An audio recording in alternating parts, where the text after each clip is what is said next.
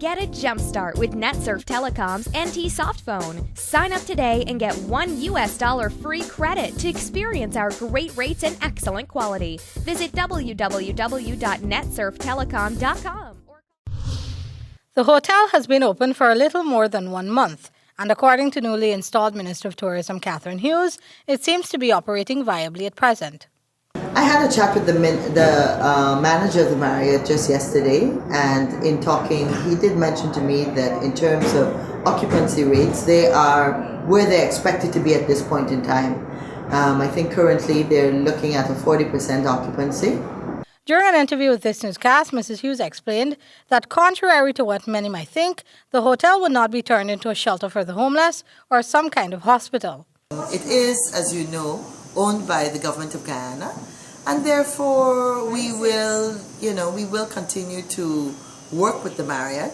Part of the challenge is that it's still early days. I'm not sure that the government is going to want to be in the business of owning and operating hotels, but certainly, at this point in time, we acknowledge that it belongs to the government and people of Guyana.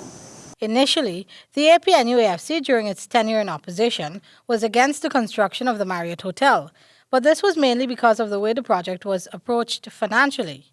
Our objection was that we did not feel that government funds, close to, I think it's $59 million should be spent on building another hotel.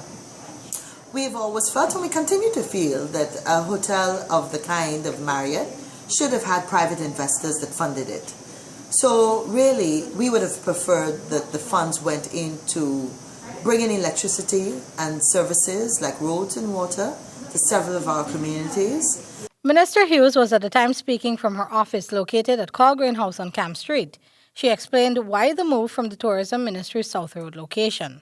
The South Road location was Ministry of Tourism, Industry and Commerce. And so we actually created two ministries. There's the Ministry of Business, which would include the Tourism and Commerce entity.